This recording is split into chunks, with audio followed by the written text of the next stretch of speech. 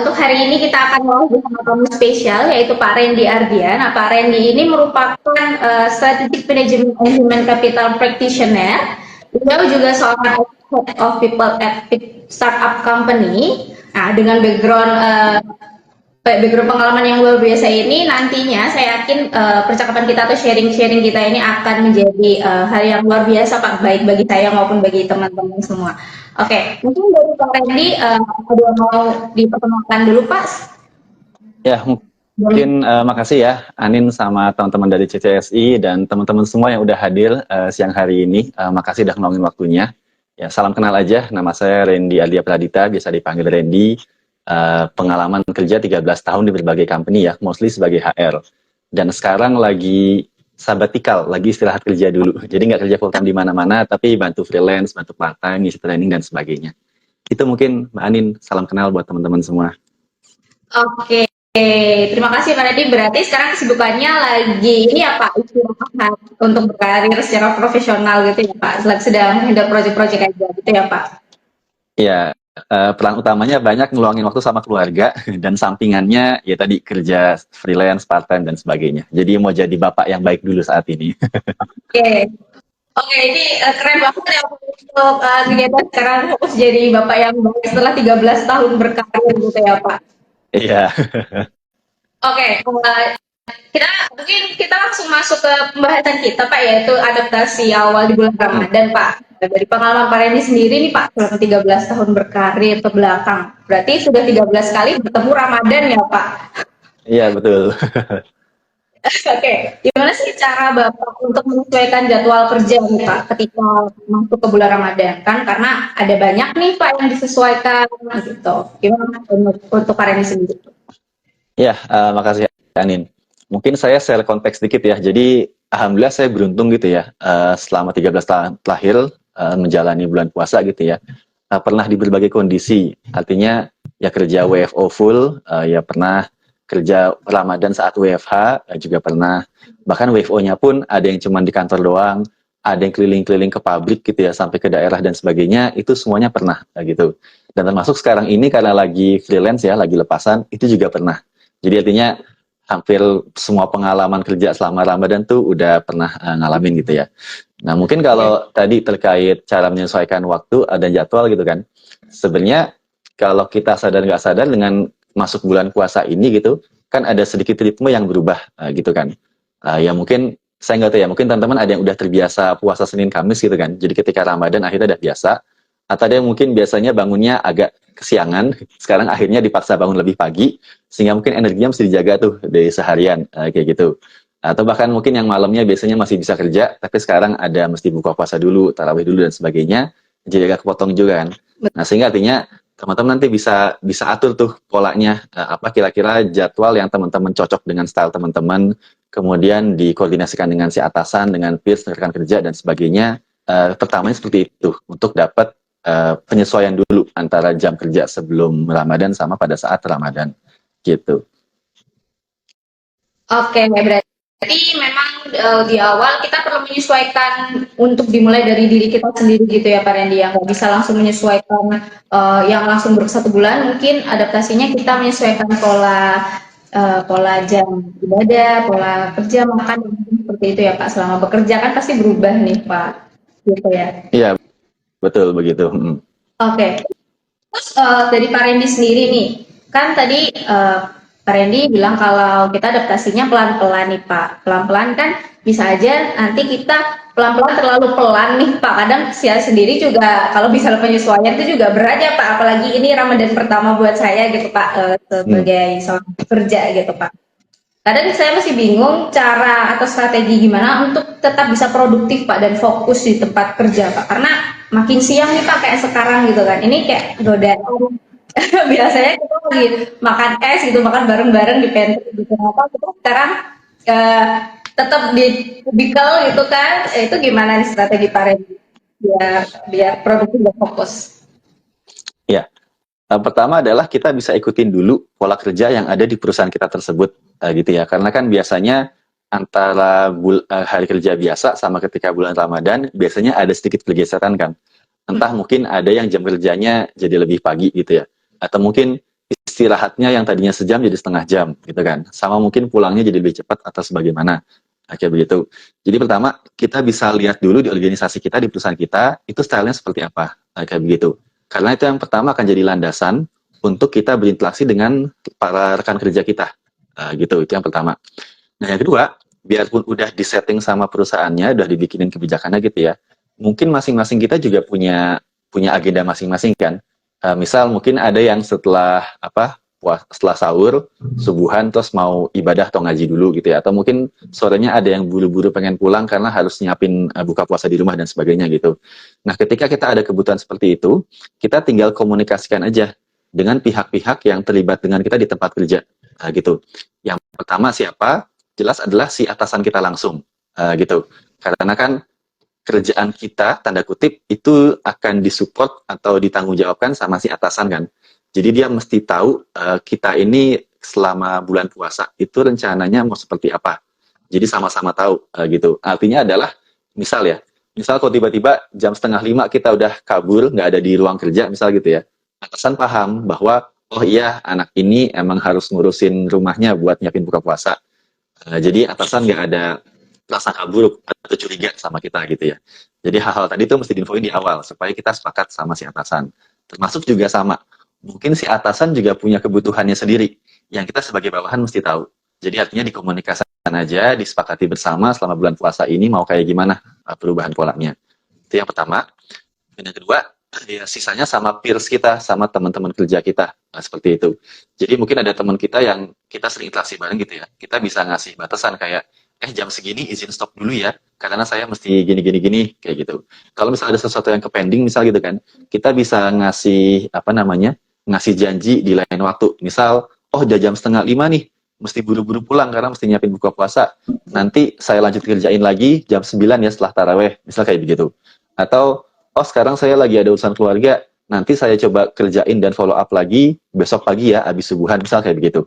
Sehingga artinya, semua hal tadi itu mesti dikomunikasikan supaya ekspektasinya sejalan. Jadi nggak ada prasangka buruk, nggak ada saling, ini orang kok gitu sih, atau ini orang kok hilang-hilangan sih, dan sebagainya. Jadi poinnya adalah komunikasikan sama sekitar kita supaya kita bisa tahu kebutuhan kita dan kebutuhan mereka juga. Gitu.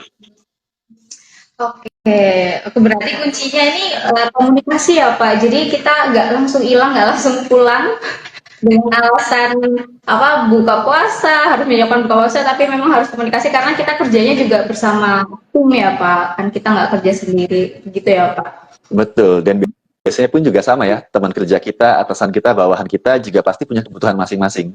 Jadi ya saling komunikasi aja biar satu sama lain saling sepakat ekspektasinya gimana. Oke, betul.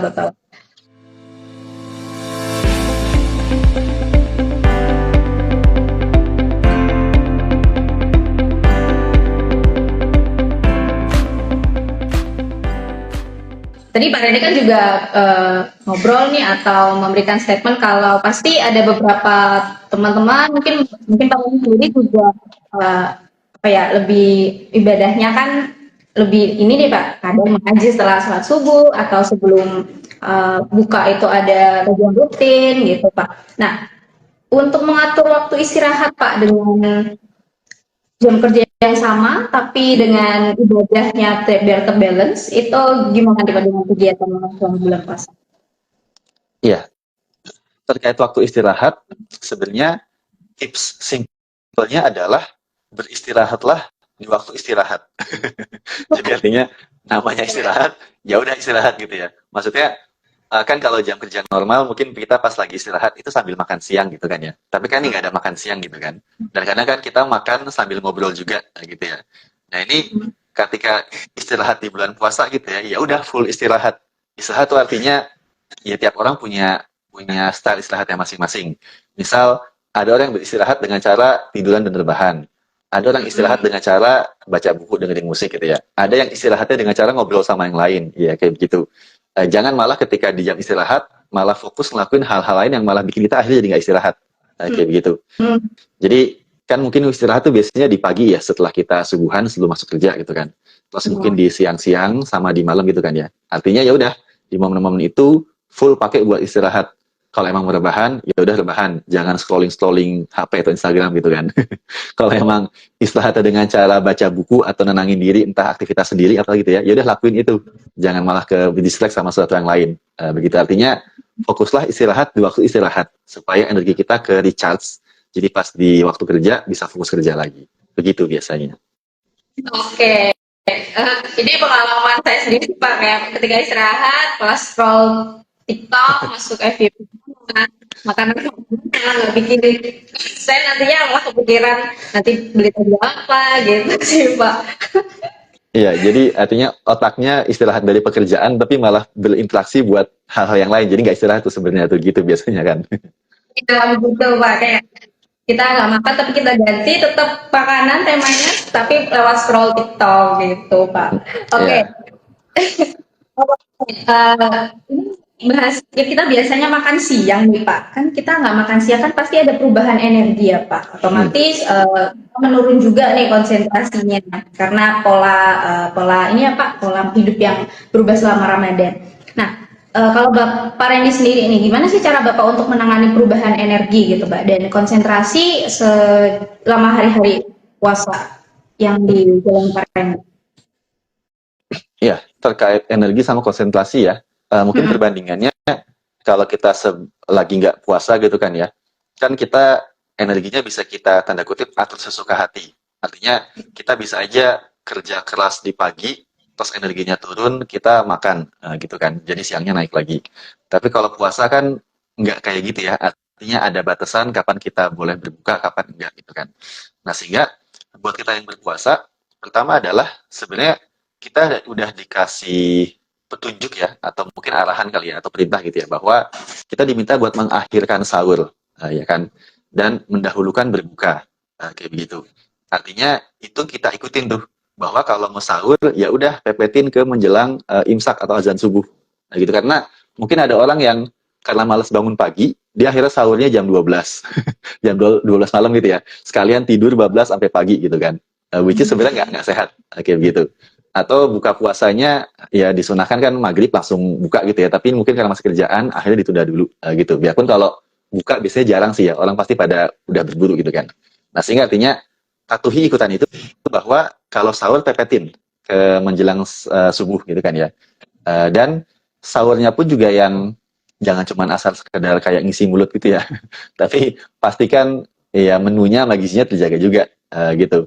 Mungkin teman-teman di sini punya seleranya masing-masing, artinya silakan aja mau style makannya kayak gimana, tapi artinya pastikan asupan nutrisinya itu cukupi sepanjang hari. Bahkan kalau kita doyan kurma ya, itu juga bagus banget dimakan pas sahur tanpa buka. Itu buat asupannya. Dan sepanjang seharian, itu juga kita atur energi kita. Artinya mungkin ada di antara kita yang segernya tuh pas pagi, dan siangnya mungkin udah agak loyo gitu kan. Atau mungkin sebaliknya, ada yang segernya malah pas siang, paginya loyo. Atau sebaliknya lagi, mungkin ada yang seharian loyo, malam baru seger, kan mungkin ada gitu ya. Nah sehingga dengan style yang kita punya tadi, nanti bisa kita atur. Pekerjaan yang sifatnya makan energi yang banyak gitu ya, misal debat sama orang, ngedesain sesuatu yang butuh pemikiran kompleks gitu kan, itu taruh di waktu-waktu di mana kita emang lagi full spirit, lagi semangat tuh. Mungkin misal di pagi tadi gitu kan, atau mungkin kalau emang di sore ya udah taruh di sore. Dan sisanya kerjaan yang sifatnya mungkin lebih ringan, mungkin yang sekedar balas email, ngechat, atau mungkin ngerjain sesuatu yang rutin dan sebagainya. Kayak begitu. Jadi pertama itu tadi diatur energinya sesuai dengan pola kita sendiri. Dan yang kedua, kalau saya pribadi itu memilahnya pekerjaan ada dua jenis ya. Pertama yang jenisnya antara kita dengan orang lain, yang butuh interaksi orang lain. Misal kita meeting, presentasi, ngingetin dia atau kerja bareng dia gitu kan. Itu interaksi kita dengan orang lain. Dan yang kedua, interaksi kita dengan diri kita sendiri. Misal kita ngerjain sesuatu, input data, kita ngolah analisa data, yang itu antara kita dengan komputer doang gitu ya, nggak butuh terlibat pihak lain gitu kan. Nah, nanti bisa kita atur juga kerjaan-kerjaan yang emang butuh interaksi dengan orang lain, itu bisa ditaruh di waktu-waktu yang emang mereka juga available, kayak begitu. Mungkin di siang, di pagi, dan sebagainya. Dan kerjaan yang kita dengan diri kita sendiri, itu taruh di sisanya. Mungkin di pagi hari, tadi pas subuhan, atau mungkin malam setelah terawih, kayak begitu. Jadi artinya tetap fokus tuh, kita tetap bisa ngatur ritme kita untuk nge-achieve semua kerjaan yang datang ke kita dengan cara ngebagi-bagi tadi. Bisa begitu juga. Oke. Oke, ini menurut saya sendiri sangat bermanfaat sih, Pak. Jadi saya biasanya kayak semuanya saya campur aduk, puasa nggak puasa sama, sama. Nah, Jadi kayak lemas gitu di tengah-tengah. Jadi mungkin setelah ini Pak, setelah live, saya bakal mungkin membagi nih Pak, sesuai dengan jam aktif. Kalau nah, sini kan kayak lebih mungkin nanti agak sore, agak lebih semangat menuju berbuka gitu, untuk kerjaan yang lebih berat. Oke, ya, selanjutnya nih, Pak. Mungkin Pak Randy, apa sih selama Ramadan kan tetap jaga kesehatan fisik ya Pak. Pak Randy juga tadi menjelaskan kalau kita juga masih perlu makan makanan yang gizi, selama sahur dan buka biar fisiknya tetap oke gitu Pak menunjang pekerjaan. Tapi mental juga perlu dijaga kan Pak. Nggak hanya fisik nih Pak. Mental hmm, kan di bulan puasa nggak apa ya juga kuras nih Pak. Nah, Bapak sendiri punya rekomendasi nggak Pak untuk menjaga kesehatan fisik dan mental selama bulan puasa, apalagi di lingkungan kerja Pak? ya. Nah, mungkin kalau terkait ini saya akan agak mundur sedikit ya. Jadi ini nanti kita akan bahas sekilas, saya sampaikan sekilas mengenai saya menyebutnya self leadership atau self management gitu ya, ngelola diri sendiri. Karena kalau kita ngomong manajemen gitu ya atau leadership kan sebenarnya adalah gimana kita bisa mengelola resource yang ada, sumber daya yang ada untuk mencapai tujuan. Kan manajemen gitu ya, mengelola resource buat mencapai tujuan. Nah, dalam kaitannya dengan puasa atau diri kita sendiri juga sama. Sebenarnya kita ini sebagai individu itu juga adalah sekumpulan sumber daya, sekumpulan resource. Maksudnya kan kita pasti punya limitasi dalam hal energi, waktu, fokus, konsentrasi kayak gitu kan. Dan kita kan juga punya berbagai peran ya. Mungkin peran sebagai karyawan, peran sebagai anak, peran sebagai suami atau istri, peran sebagai orang tua, peran sebagai makhluk sosial, atau mungkin kalau organisasi juga peran sebagai anggota organisasi dan sebagainya. Dan juga peran sebagai hamba ya, sebagai makhluk yang mesti ibadah juga gitu kan. Nah sehingga supaya fisik dan mental kita itu nggak kacau di bulan-bulan yang mulia begini, kita bisa memilah.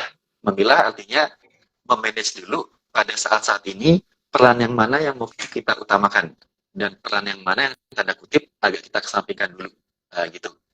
Nah contoh ya, misal mungkin kalau di hari-hari normal kita punya peran sebagai karyawan dan sebagai makhluk sosial. Nah, karena kan kita sambil interaksi sambil sesekali mungkin nongkrong gitu kan.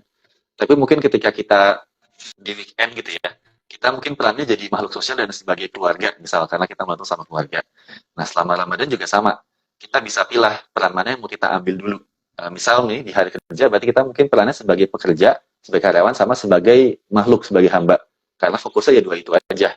Mungkin makhluk urusan sosial nanti dulu. Artinya kalau ada yang ngajakin buka puasa bersama misal ya, atau ngajakin nongkrong bareng yang kita nggak tahu tujuannya, bisa kita tahan dulu karena kita mau fokus ke kerja sama ibadah.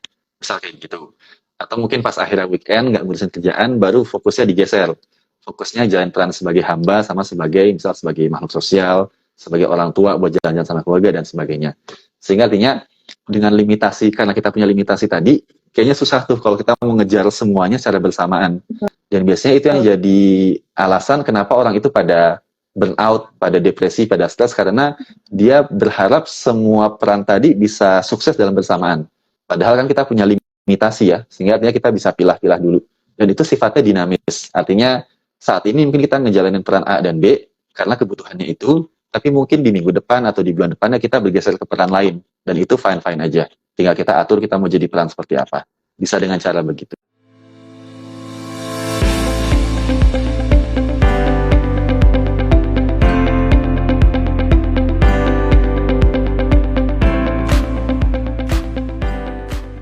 Yang mau jalan-jalan terkait adaptasi, gimana sih cara adaptasi kerja di awal Ramadan versi Anda dan lain-lain, itu bisa langsung tulis di kolom komen ya teman-teman. Nanti kita akan diskusi langsung bareng Pak Randy, gitu ya Pak Randy ya?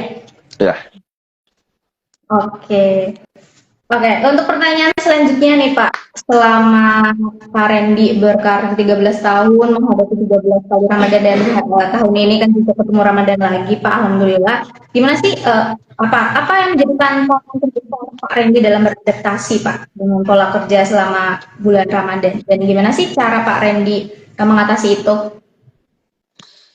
ya. Tantangannya mungkin pertama adalah kita agak agak terlambat mengantisipasi ya. Artinya tadi sebenarnya saya sampaikan ini tadi hasil dari akumulasi pembelajaran 13 tahun gitu kan. Nah, artinya ketika dulu ngalamin itu kan sebenarnya informasinya nggak sebanyak sekarang gitu kan. Jadi kayak terlambat mengantisipasi dan terlambat menyadari gitu kan bahwa oh ternyata kalau apa namanya kalau pas puasa energi kita tuh nggak sefull pada saat biasanya. Jadi mesti diatur ritmenya kayak begitu. Atau misal oh ternyata saya ini orangnya yang semangatnya di pagi hari. Jadi harusnya kerjaan-kerjaan yang berat tuh taruhnya di pagi dan sebagainya kayak begitu. Jadi pertama kita mesti tadi ya, tantangannya adalah mesti sadar dulu kita ini sebenarnya tipikalnya style kerjanya itu yang kayak gimana gitu. Jadi nanti kita bisa nge-adjust sesuai kebutuhan kita. Nah, yang kedua adalah mungkin berkaitan dengan peran juga yang tadi ya. Nah, kadang kita punya berbagai peran gitu ya, atau mungkin bahkan dalam satu peran yang sama kita agak kesulitan mengatur prioritas, gitu kan. Ngesannya kayak oh semua harus beres, semua penting, semua dikerjain, kayak gitu kan. Nah, sehingga kalau terkait prioritas ini, insight yang saya dapat adalah kebetulan mungkin ya buat kita yang berpuasa kan sebenarnya juga ada anjurannya kan bahwa kalau perbuatan itu ada hukum-hukumnya, istilahnya wajib, sunnah, mubah, makruh, haram gitu kan. Nah, singkatnya adalah yang wajib itu berarti yang harus, kalau enggak nanti ada tanda kutip hukuman. Yang sunnah kan ya kalau dikerjain boleh, bagus, kalau enggak pun enggak masalah gitu ya. Kalau yang mubah ya netral, kerjaan itu nggak ada bedanya gitu ya. Nah, buat kerjaan juga sama. Nanti kita bisa pilih mana yang sifatnya wajib, yang emang itu harus kita prioritas duluan, mana yang mungkin sunnah, boleh dikerjain, tapi kalau yang wajibnya udah beres gitu ya. Dan mana yang mubah, kerjaan nggak kerjain ya nggak ada efeknya kok gitu. Atau bahkan mungkin makruh. Kalau dikerjain malah merugikan, buang-buang waktu. Misal tadi ya scroll sosial media gitu kan, atau ngegibah gitu ya. Seperti itu.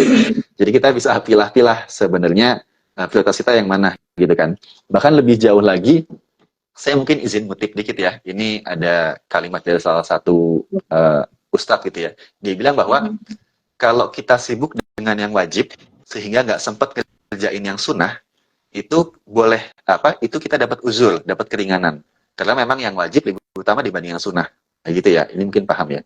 Tapi sebaliknya adalah kalau kita sibuk kerjain yang sunnah sampai lupa sama yang wajib, itu namanya kita tertipu.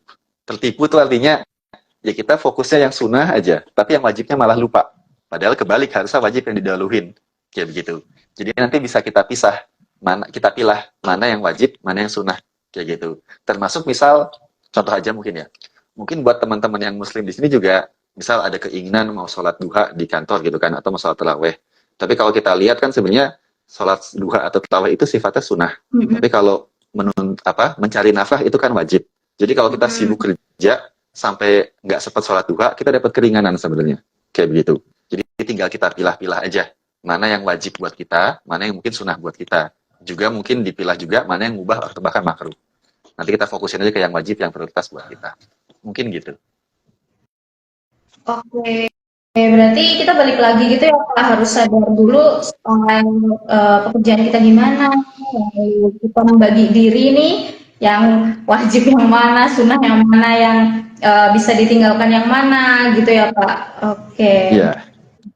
Oke.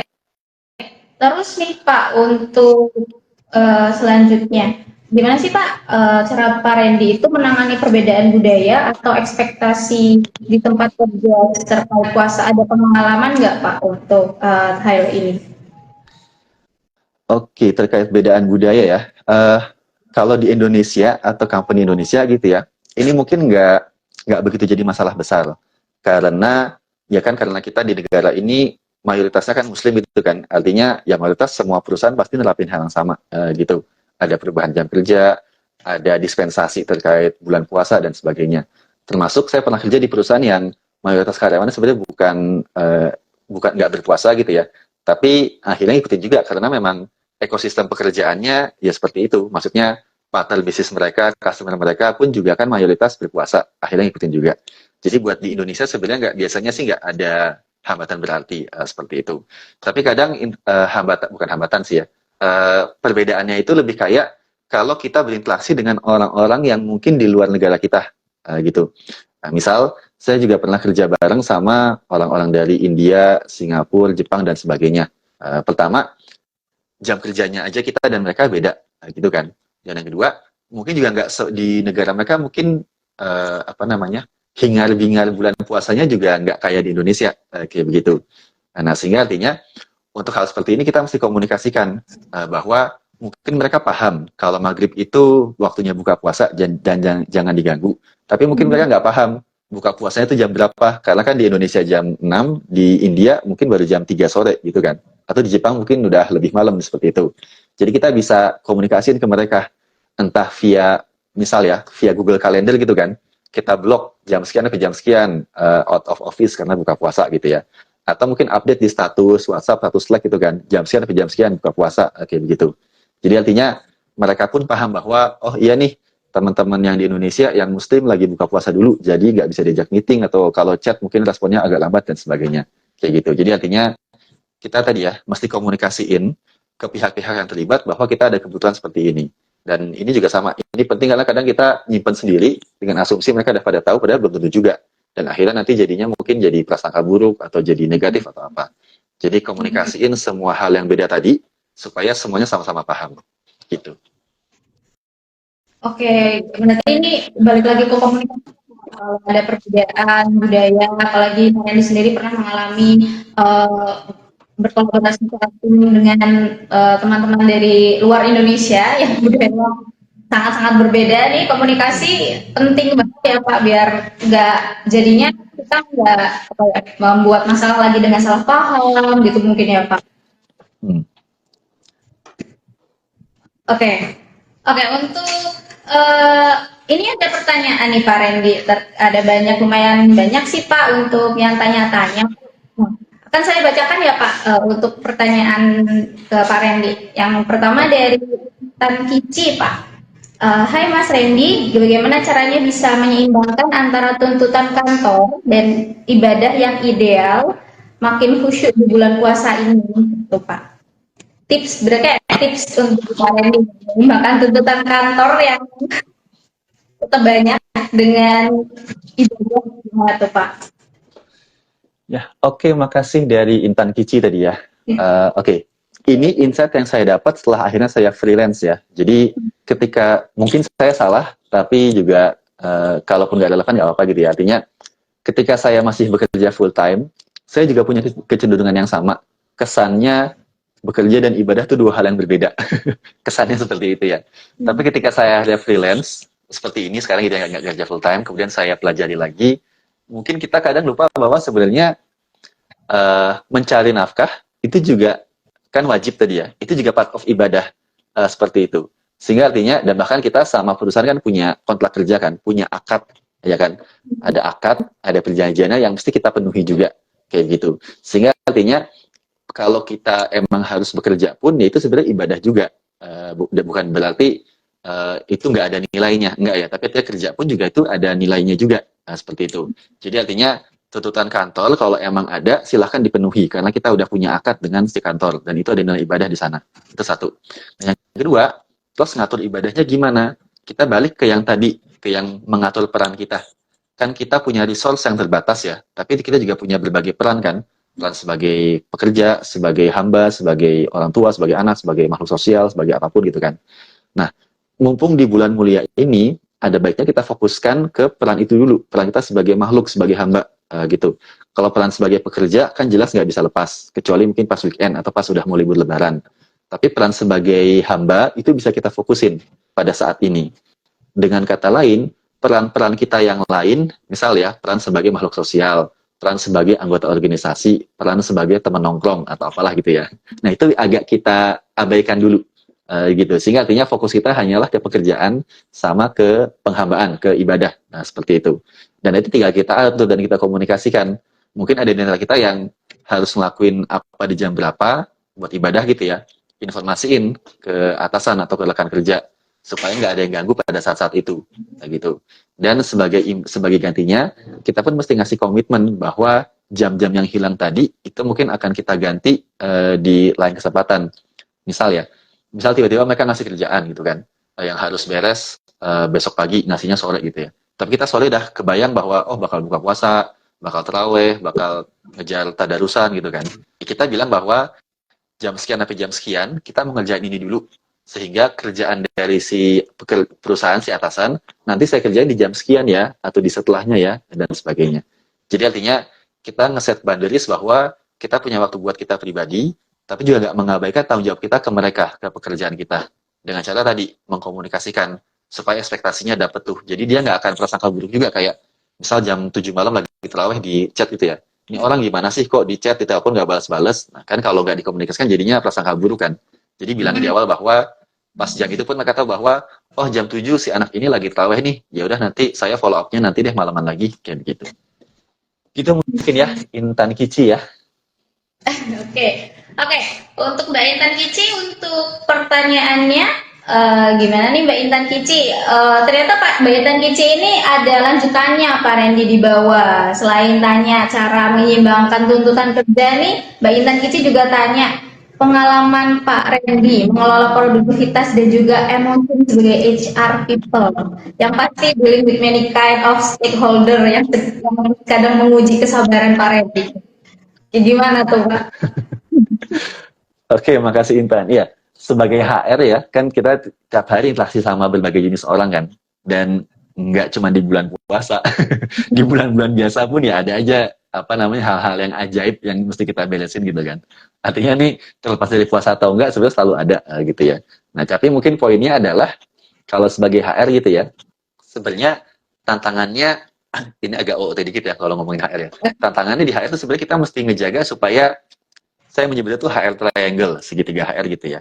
Artinya kita kejepit di antara tiga sudut, yaitu tuntutan manajemen, tuntutan karyawan, sama regulasi atau perundang-undangan atau etika gitu ya. Dan HR di tengah-tengah mesti ngejaga supaya semuanya seimbang gitu. Detailnya mungkin terpisah bisa 2 jam lagi, tapi intinya adalah kita mesti menjaga supaya semuanya itu seimbang antara tuntutan manajemen, tuntutan karyawan, sama regulasi. Nah, terkait emosi, maksudnya gimana? Seringkali karyawan ini emosi karena mereka melihat hanya dari sudut pandang mereka aja. Sebaliknya, mungkin perusahaan kadang sering nuntut aneh-aneh atau nuntut nge-push segala macam gitu yang ngasih pressure karena mungkin mereka melihat hanya dari sudut pandang bisnis aja. Kayak begitu. Sehingga sebagai HR kita mesti menengahi. Artinya kalau ada karyawan yang mungkin curhat segala macam, mungkin perlu kita dengerin atau bahkan mungkin kita kasih insight bahwa oh iya, company ngambil kebijakan ini karena bla bla bla bla bla. Mungkin ini emang pahit sih, tapi ini yang terbaik yang bisa kita ambil pada saat ini. Kayak begitu. Atau mungkin manajemen untuk bla bla bla bla gitu kan. Kita bisa jelasin, kalau kebijakan ini diterapin, karyawan mungkin nanti akan agak keberatan atau oh ini nggak sesuai sama peraturan undang-undangan dan sebagainya. Kayak begitu. Jadi artinya tadi ya, kita bisa ngadepin dengan lebih tenang dan lebih menjaga point of view-nya supaya semua tuh sebenarnya bisa dikasih tauin. Kayak gitu. Dan yang kedua, itu kan dari sisi kita keluar ya. Yang kedua, kita pun juga mesti punya support system. Artinya, apakah orang HR nggak boleh marah? Ya juga. Orang HR boleh marah, tapi di tempat yang tepat. Gitu. Jangan marah ke karyawan, jangan marahnya ke manajemen di tengah, karena mereka mungkin kan nggak paham juga gitu. Kalau marah sama siapa ya support system kita. Biasanya, ini sepengamatan saya ya, biasanya komunitas-komunitas HR itu lumayan akrab. Karena kalau ada karyawan protes, curhatnya ke HR. Kalau HR mau protes, curhatnya ke siapa? Nggak bisa ke karyawan kan, jadi ke sesama orang HR. Kayak begitu. Jadi kita punya support system mungkin sesama teman HR, sesama praktisi HR, atau mungkin siapa gitu ya, buat ngedukung kita supaya bahwa kita nggak sendirian di situasi ini. Itu yang biasanya membuat orang HR tuh secepat akrab, karena mereka mengalami cerita dan duka yang sama di pekerjaan. Itu mungkin ya, Intan ya. Oke, berbagi berarti ini apa sesama HR ini memang kadang cepat akrab karena sambatnya sama ya Pak. Iya. Jadi yang lebih mengerti gitu. Ya, karena mengalami penderitaan yang sama kan biasanya cepat akrab kan. Gitu. Oke, ini kan dekat berarti karena perasaan senasib gitu ya Pak, sepenanggungan gitu di. Ya betul. Oke, untuk pertanyaan terakhir nih Pak Randy dari Mbak Fadela Via nih.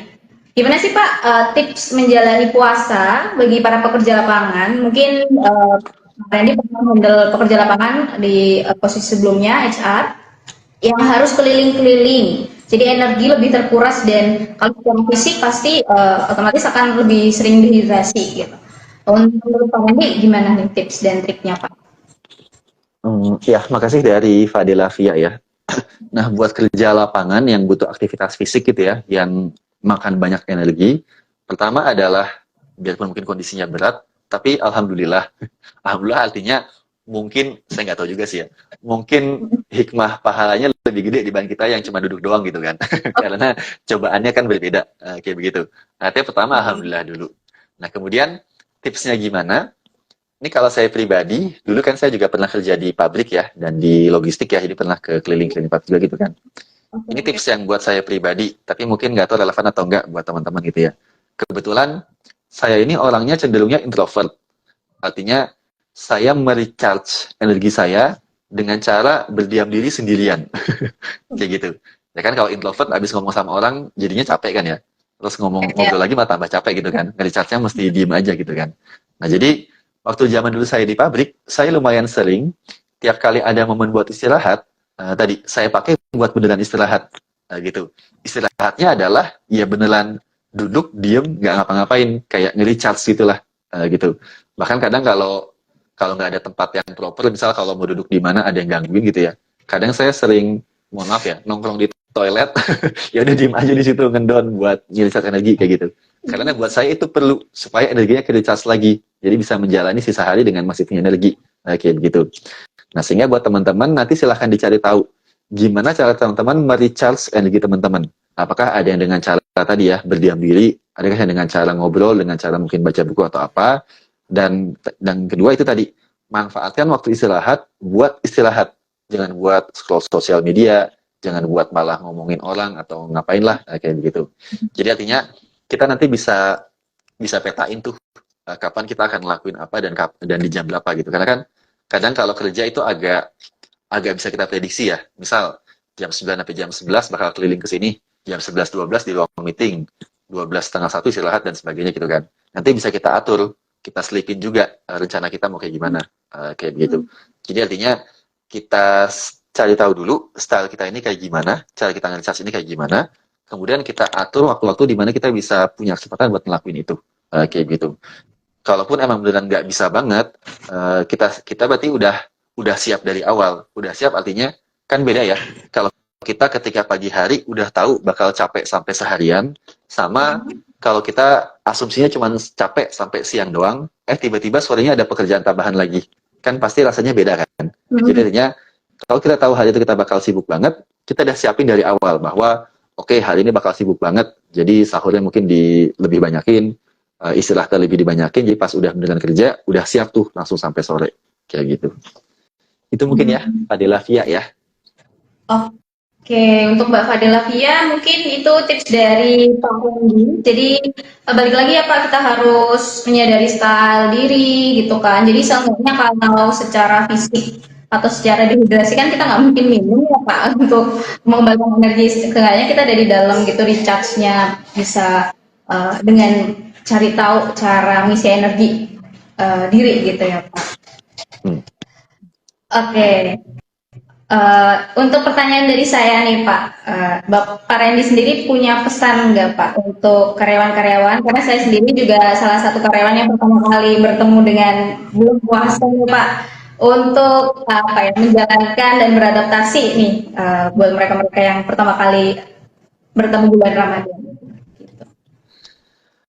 Oke, pesannya mungkin pertama tadi ya, kita balik ngomongin self leadership dulu ya, manajemen diri itu kan, bahwa kita punya berbagai peran di hidup ini, dan kita bisa memilih peran mana yang mau kita jalani pada saat ini, kayak begitu. Dan itu sifatnya dinamis.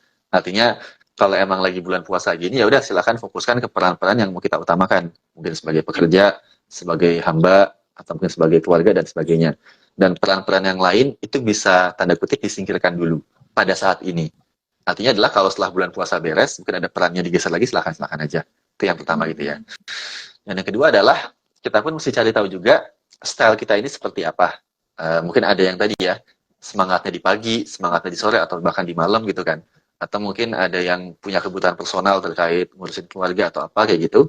Kita mesti cari tahu dulu style kita seperti apa, dan komunikasikan ke pihak yang berinteraksi sama kita. Yang utama jelas atasan, karena dia akan tahu mengenai keseharian kita, sama teman-teman peers kita, teman kerja kita. Bahkan kalau kita tinggal sama keluarga juga sama, keluarga mungkin perlu tahu kalau misal kita mau fokus sebagai pekerja dan mau tanda kutip mengabaikan peran sebagai anggota keluarga, keluarga juga mesti tahu dulu Oke, begitu. Dan yang ketiga tadi ya, kita udah dikasih banyak apa namanya arahan sebenarnya kan bahwa sahur harus diakhirkan, berbuka didahulukan gitu kan. Kemudian ada yang namanya wajib, sunnah, mubah, makruh, haram dan sebagainya. Itu semua nanti bisa kita gunakan buat nerapin ke keseharian kita. Mana kerjaan kita yang sifatnya wajib, mana yang sunnah, gimana kita harus ngatur waktu buat kapan sahur, gimana kita berbuka dan sebagainya. Itu mungkin Mbak Anin. Oke, untuk pesan-pesannya nih akan saya ingat nih Pak, kayak untuk menjalani ramadan selanjutnya nih Pak, lebih mengetahui style kerja dulu. Saya sambil bagi-bagi ini biasanya kan masih umur-umur segini kayak bukber tuh kita ingin bukber ikut semua gitu Pak, SD SMP gitu Pak. Jadi lebih wise lagi gitu ya Pak untuk menyeimbangkan peran di bulan puasa ini. Oke, karena ini hampir 45 menit nih Pak, mungkin dari Pak Randy sebelum saya summary penutup dengan kesimpulan, Bapak ada closing statement untuk teman-teman penonton semua? Ya mungkin ya tadi ya bahwa sebenarnya pekerjaan dan ibadah itu bukan dua hal yang tanda kutip berseberangan gitu ya, tapi kerja pun part of ibadah. Artinya kalau kerja kita ikhlas, kerja kita benar, kerja kita halal dan toyib gitu ya, itu pun sebenarnya ada nilai pahala juga kayak begitu. Bahkan mencari nafkah itu sifatnya wajib. Kalau kita mengerjakan yang wajib, sibuk dengan yang wajib sampai nggak bisa sempat yang sunnah, itu boleh kita dapat keringanan di sana. Kayak begitu artinya kalau emang kerjaannya sedemikian beratnya, ya udah silakan penuhi itu karena itu kewajiban kita. Dan kita dapat keringanan buat nggak ngerjain yang sunnah. Dan jangan sebaliknya, jangan malah sibuk dengan yang sunnah sampai lalai sama yang wajib. Nanti jadinya tertipu itu kalau gitu namanya. Jadi teman-teman silakan atur prioritas kita. Semoga kita semua bisa dapat berkah ya di kerjaan kita maupun di ibadah kita. Gitu mungkin. Makasih teman-teman semua. Oke. Terima kasih untuk closing statement-nya Pak Redin. Sebelum saya tutup, mungkin saya akan bacakan lagi nih poin-poin yang bisa saya tangkap dari sharing kita. Yang besar pribadi ini sangat bermanfaat untuk saya ya Pak. Yang pertama kita harus sadari kalau kerja, karena nanti kita akan melakukan adaptasi nih Pak, perubahan-perubahan di bulan Ramadan ini. Kemudian yang kedua adalah mengkomunikasikan perubahan ke rekan kerja dan atasan. Jangan sampai kita melakukan perubahan tapi tidak dikomunikasikan, nanti akan jadinya miskomunikasi gitu ya Pak. Lalu yang ketiga itu kita harus belajar untuk self leadership. Jadi kita harus belajar mengorganize, memprioritaskan diri sendiri, membagi peran di bulan Ramadan. Dan yang terakhir yang paling penting adalah istirahat di waktu istirahat. Jangan sampai kita istirahat malah melakukan hal-hal yang dan menyebabkan kita tidak produktif di bulan Ramadan. Oke, terima kasih untuk waktunya siang ini Pak Randy sudah bertemu sharing dengan CCSI, dengan saya dan teman-teman semua di room live ini. Semoga nanti kita bisa bertemu di kesempatan yang lebih baik di sharing selanjutnya.